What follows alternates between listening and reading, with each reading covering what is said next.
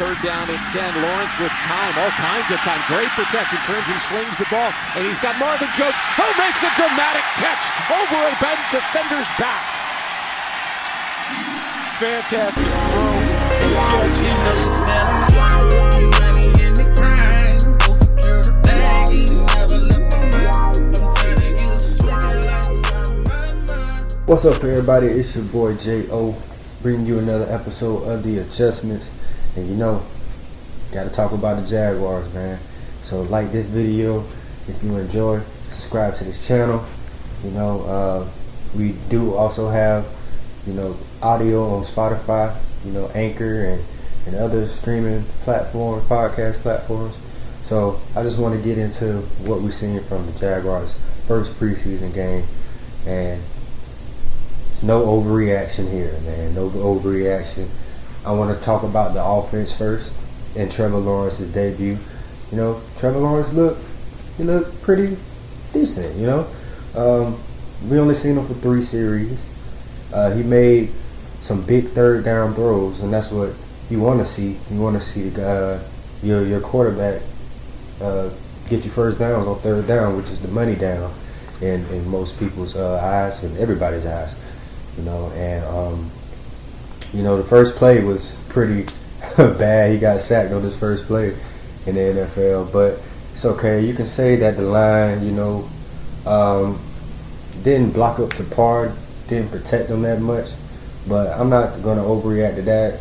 Norwell was out, our starting left guard.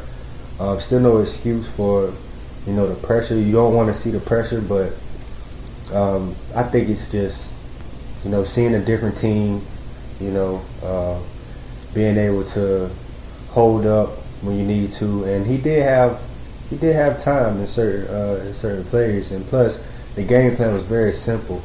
It was a very basic game plan. You've seen a lot of quick game, you know, bubble screens and curls and out routes, little out routes and stuff like that, RPOs. So you didn't see really too much, and they didn't show that much. So, and they also didn't even run James Robinson at all either. He got 3 carries. I don't even think ETN got a carry. So most of the starters were out after the 3rd series. DJ Chark didn't play. So there's a lot of aspects that you got to that you got to put into it, that you got to look at. You know, you can't just say that the offense is bad because, okay, yeah, we didn't score any points. The first team offense didn't score any points. But, I mean, it's still week 1 of preseason, man. It's week 1. Our rookie quarterback, that's his first NFL action. You know, you can't overreact. Like, I see so much overreaction on Facebook and stuff like that, and it's just, I don't understand it. I mean, why are we overreacting in preseason? Why? I mean, maybe we can do that next week when the starters are playing the majority of the game.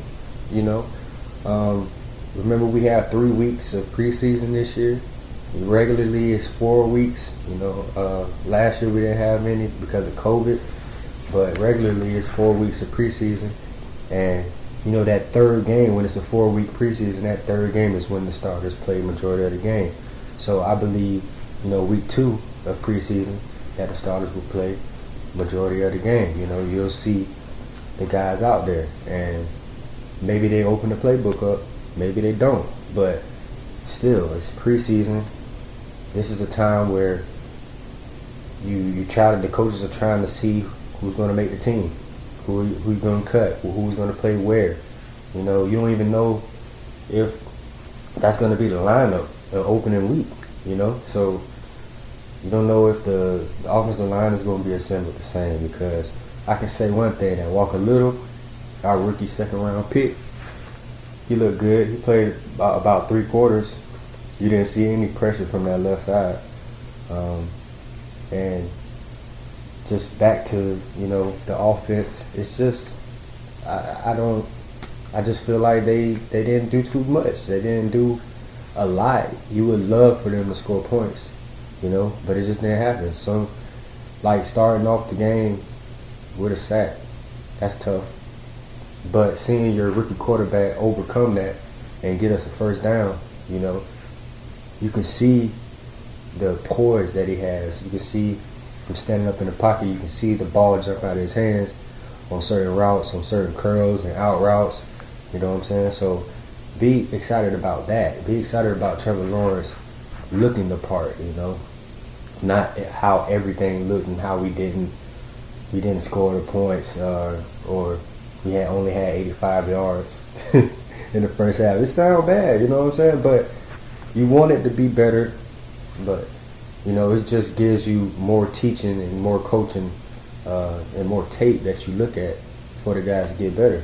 So, I mean, I'm not worried about the offense. I know they're in good hands with Darrell Bevel, Urban Meyer, you know, and I feel like it's going to be more running plays. James Robinson will get the ball way more. He only touched the ball 3 times and he was out of there. You know, that's our starting running back. ETN didn't touch the ball. He was out of there very quick. You know, they're going to preserve these guys. You don't want them banged up, you know, but I feel you'll see them next week. Our next preseason game will be played. I forgot who we played. But just know it's next week. And just don't overreact, people. Just please don't overreact. It's only preseason. Now, just the exciting thing that I want to talk about really is the defense. The defense looked good, you know. The defense did not allow a lot of rushing yards. The first team defense, even the second team, and the thirds. It's just the defense looked good, period. I mean, you can look at the scoreboard, okay, yeah, we lost. Okay, they gave up points. But you look at certain things like stopping the run, the first team, they were not running the ball against us, you know. And pass rush, we got a lot of pressure on the quarterback. Even though we didn't sack the quarterback, we got a lot of pressure on the guy, on the quarterback, you know, forcing him to check the ball down. And probably the only concern is the way the screens look. They got some big chunks of screen on screen plays against us. But other than that, I think the coverage was good. Yeah, they're going to catch balls. Just, you know, that's going to happen. We're not going to, you know, the receivers aren't going to catch. I mean, you know what I'm saying? Like, receivers are going to catch the ball in the NFL. I mean, that's what they're paid to do. You know, it's not that our corners aren't going to shut everybody down like every single play. So it just, your expectations just need to be dropped a little bit. You know, be realistic. Receivers going to catch the balls. Quarterbacks are going to complete passes. You know, some plays will break open. You know, that's just football. You know, but you got to look at things like, did they score touchdowns when the first team was in there? No, the first team held them to 3 points twice. You know, and then you started seeing the rotation of the rookies coming in and the guys and the second stringers, third stringers. You know, guys that's trying to fight for a roster spot. You see that, which they still played good. You know, I just like the way the defensive line, they were not getting pushed. They were doing the pushing. You know, they held the leverage, you know, against a good offensive line. You know, the Browns are one of the top offensive lines in the league. You know, you could probably say that, you know, they probably had a couple guys that are backups in there, but I believe they had starters in there as well. And that's a well-coached group. And the Browns have a really good roster, you know what I'm saying? So, but the defense, the coverage was good. Very sticky coverage. They played a lot of man, a lot of pressure, a lot of blitzing, you know, a lot of multiple sets you seen. They didn't really line up in the same type of sets. You seen a linebacker walk up to the line sometimes. You seen six people on the D line. Well, not on the D line, but 6 people on the line of scrimmage, just trying to disguise looks. You know what I'm saying? And that's what man gives you. Man gives you that opportunity, you know, to walk around and disguise things because you know you got this guy. You know, so if you can be able to like just walk around and disguise, you know, and throw off the quarterback, you know, that's just great. You know, it's just I feel like Joe Cullen has a good little scheme going for our defense, and I think the secondary is probably our best group on that team, on the defense. And like I said, the D line, man, Devon Hamilton, he stuck out. You know, Josh Allen, his couple plays, he had some pressures. You know, I value sacks and pressures. I value those things the same, because if you pressure a quarterback, you know, you're getting him to throw the ball when he doesn't want to. You're getting him to throw the check downs. You know, you're getting him to throw the short routes underneath, and then the defense swarms. You know what I'm saying? That's another thing that I like from the defense. There's about 3 or 4 people on the ball carrier every time they got the ball. You know, so I like the way they swarm. They was playing hard. They was playing fast. And when players play fast, they know what they're doing. You know, in the past years, you know, it seemed like there was a lot of confusion on defense. Guys didn't know what they were doing, and it's a lot of broken plays. You know, you didn't see a lot of broken plays. You didn't see a lot of people wide open. They didn't complete anything downfield. You know, I believe the only thing that they did downfield really was that touchdown catch that they called on Tyson Campbell, which was good coverage. You know, you just got to get the ball, read the ball better in the air, which he'll get better. You know, as time goes on, as he keeps getting those game reps. You know, C.J. Henderson, after all the time he missed, you know, in practice, he's sticky coverage. He didn't allow a lot of catches. You know, he a couple pass breakups. You know, it was basically a lot of pass breakups throughout the secondary. I can't tell you not one DB that didn't play good. You know, there was a lot of DBs. Rayshawn Jenkins, he flashed a couple times coming into the box and getting some tackles for losses or making tackles before the play even starts. You know, so it was real good to see the defense look that way, just because of the way they looked last year and all the additions that they had in free agency and the rookies that they drafted. And speaking of rookies, you know, Andre Cisco, that's a ball player, man. He a ball player. He's a ball hawk. He can come up and hit you, you know, and I feel very comfortable with him back there in the middle of the field. You can see him orchestrated, you know, getting the DBs lined up, making calls and stuff. He looks like a vet out there, man. He looks like he belongs out there. So number 38, I believe that he'll be the starter. I don't know if it'll be week 1. Hopefully it'll be week 1, but we're definitely going to see him start in this season, I feel, because he's a ball player, and all I see in the articles that I read on Twitter and stuff, Jaguars Twitter, he's always making plays in practice. So that's where it starts. You know, you make your impact and you make your print in practice, you know, and then when you apply that to the game, when you get in the game on Sundays. So I was excited about the defense, man. Really excited about the defense. Really excited about the pressure. Really excited about the run defense. You know, guys was flying around, and we looked good in that teal and black, man.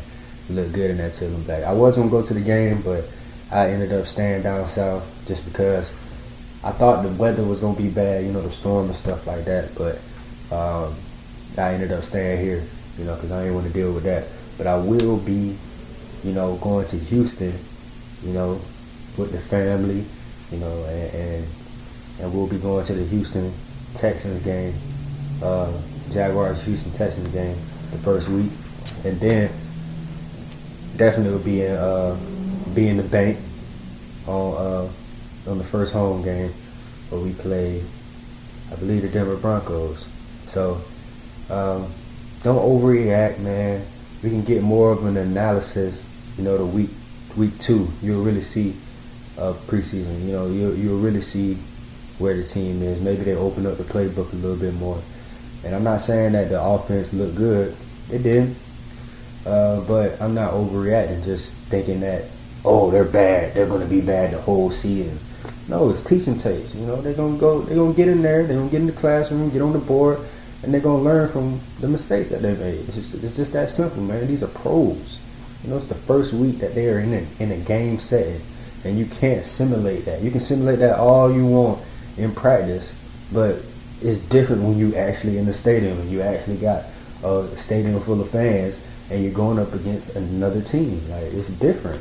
It's different. I don't understand how we're going to just base and overreact that our defense, that our offense is bad just because of 1 week when they were doing so much basic things. You did not see a lot of stuff.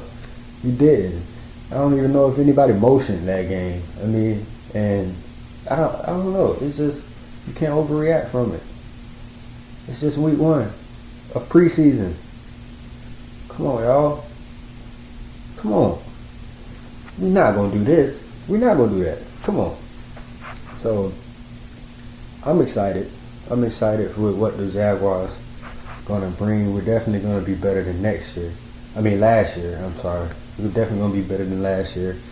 And, man, it's exciting, man, because we've seen our number 1 overall quarterback, man, and he looked like he belonged. And I want to talk about Minshew, too.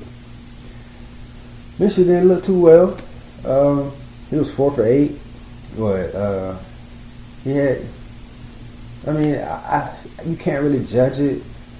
I know people are so hard on Minshew. Everything that he does, every incomplete pass, you know, they're going to say, oh, he sucks. He does this, he does that. But you got to take into consideration, not making any excuses, but you got to take into consideration how the receivers look, what receivers are out there. You know, the offensive line, is he getting pressured? Which I've seen a lot. He's getting a lot of pressure on him. But I can't say that C.J. Beathard is on his butt for that backup spot just because of how he played. He played longer, but C.J. Beathard, you know, when he got in, it just started clicking. It was clicking. You know, we can make a case that he looked better than Trevor, if you want to say that, because the offense was actually moving. We actually got past the 50 with C.J. Beathard, but it was against, you know, the backups. So if you want to do that, you can say that. If you want to look at the numbers and not actually watch the game, you know what I'm saying, you can say that C.J. Beathard played good and he scored a touchdown. Jake Newton threw a touchdown as well, you know. So Tavon Austin caught C.J. Beathard's touchdown, I believe, which is gonna be tough to see who gets on the team, you know, or who gets cut or who gets on the practice squad, and make known that there's 16 spots on the practice squad and 5 can be veterans, or it's either 5 or 6 can be veterans. So really the practice squad is like rookies, and if you have like 2 years tenure in the NFL, then you're eligible for the practice squad. But usually a veteran with more than like 2 years, you can't be eligible for the practice squad. But that's something that the NFL, you know, made a rule on with an exception, you know, just because of the COVID. So you can have, so it's basically like a stash spot. You can stash players there, and, you know, they'll be able to dress. You know, you also have 2 extra guys that can dress for the 53-man game. So you actually really have 55 people that's going to be dressing, you know, in the NFL on the game day. So it's a lot of little loopholes that's been changing because of COVID. You know, they're trying to help teams out so you can have guys that are already ready instead of already going out and bringing free agents in. You got to go through that whole process and testing and all that stuff. So it's just exceptions for, you know, COVID rules, COVID purposes. So, man, the whole basis of this, man, don't overreact. Please don't overreact, man. But I want to talk about the other rookie quarterbacks that we've seen throughout the weekend. Justin Fields. He played a lot more than, you know, Trevor Lawrence did. Trevor Lawrence played 3 series. I believe Justin Lawrence played about 2 full quarters. And when he got out there, you know, you could say he started out a little slow. He made a couple bad decisions, but that's what you expect from a rookie, throwing balls off his back foot and stuff like that. There was one play where he fumbled where he was trying to do too much. But that's what he is. He's a playmaker, so he's gonna try to get those extra yards. He's trying to spin off of a defender, and somebody came from behind and stripped him. But he got the ball back. So it's just, things he'll learn from. But as the game went on, he got very comfortable. Started completing passes, started to show his legs. You knew he can run and everything. Got him a rushing touchdown. Got him a wide open passing touchdown as well. It was a long one too. So I believe that Justin Fields, he got the most playing time out of any of the rookies. Probably out of him and Jordan Love, even though Jordan Love isn't a rookie. It's the first time us seeing him on the field, so I'm going to classify him as a rookie. But Justin Fields, he looked good. He threw the ball 20 times, and I believe that's what you want if you're Matt Nagy and the Bears. You want to get him as many reps as possible, because he's going to eventually be in there and starting. They keep saying Andy Dalton's going to be the guy week 1, but the way Justin Fields look, he's making a big case for being a week 1 starter. So I wouldn't be surprised if he is, but I wouldn't be surprised if Andy Dalton is as well, because he's not a scrub. He's a solid quarterback. He's been in the league, 10, 11 years. So it was good to see Justin Fields get out there and make some plays and look up the part. He's going to be great in the league. So who else? Zach Wilson. He got about just as much time as Trevor did. He wasn't in there too long. Actually had the same stats as Trevor. 6 and 9. No touchdowns or anything, but just getting used to the flow of the NFL game. It's really the third downs. You've seen Trevor convert some third and longs, and you've seen Zach Wilson also convert some third downs. So that's the money down, man. If you're an NFL quarterback, you got to be good on third down. You have to. You got to keep the drives going. No 3 and outs. That gets tiring. The confidence, of the team goes down. It's just third downs are very important. But Zach Wilson, he looked good. His arm is very lively. The ball just, arm talent is there. It's there. It's just probably a couple decisions that he made, that you don't want to see him make, but he has to make them so he can learn from it. Same as Trevor, same as any rookie quarterback. Jordan Love looked good. Like I said, he looked pretty good. He probably had just as much time out there like Justin Fields. We got a good look at him. The arm looks good, man. He put some balls in tight windows, some NFL throws. Put them on the money. Some slants, some little skinny posts across the middle. He also threw a long. Well, I think his touchdown was the screen to the running back. But he still looked good. Arm talent is there. Like I said, decision making, that's gonna be the big thing for these rookies. This decision making.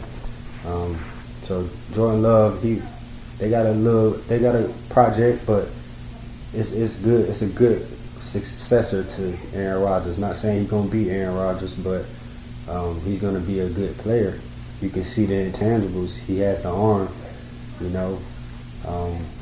and he looks good. Basically, that's it. Trey Lance, I feel like he struggled the most out of all the rookie quarterbacks, which you expect. But he had a long touchdown. Somebody was wide open. Great play calling. But it's good to have those guys get their first touchdowns, throw their first touchdowns and stuff like that, to get the confidence up. But Trey Lance he's still a work in progress. I think Jimmy G is still going to be the guy starting out the season. It's up to how they're playing, to see how or when Trey Lance will get in there. But he might be the one that sits out the whole year. Just from what I've seen, watching them play. it's still some things he got to work on. Some decision making. He's a playmaker as well. He can run, but I think he had the most bad decisions. You know, throwing into a lot of traffic. You know, but you just got to learn from it. Like I keep saying, Mac Jones looked okay. You know, nothing to harp on. He was really dinking and dunking, short passing game. Yeah, it really wasn't nothing that I seen from him that would be like, oh, he's the week 1 starter, you know. They just very simple things, but which everybody was doing, very simple and basic things. But Mac Jones looked pretty decent, you know. His arm isn't as strong as I thought it was, but he's accurate, you know. And that's very important. You know, you will want both, but accuracy is probably more important than throw power, because one of the greatest quarterbacks in the history of the NFL, you know, Drew Brees didn't have the biggest arm, but he was super accurate. So, not comparing Mac Jones to Drew Brees or anything, I'm just saying that's just a good example, you know, of you don't have to have the great arm, the lively arm, the strong arm, throw it 80 yards, you know, but you can be deadly accurate, you know. So I think that's what Mac Jones is going to bring, but I still think Cam is the starter. I think Cam makes them the best team, you know, the Patriots, and it's going to be exciting to watch, man. So that's pretty much all I got. The rookie quarterbacks, man, don't overreact with the Jaguars. Trevor Lawrence is going to make our team so much better when they actually open it up, when he gets comfortable, when he gets more reps. You got to let him play, man. You got to let him play. He looked poised back there. He looked like he was supposed to be back there, standing tall, rocket arm, you know what I'm saying, making good decisions. He was holding the ball a little bit too long, but hey, you learn from it. That's what this time is for. And then he got 10 plus, 15 plus years to learn from all the other mistakes, man. So just stop overreacting off of 1 week of preseason, man. Just stop it. Just stop it. Stop it. That's all I got to say, man. But it's your boy J.O. Another episode of The Adjustments. Y'all like this video, we'll holler at you. And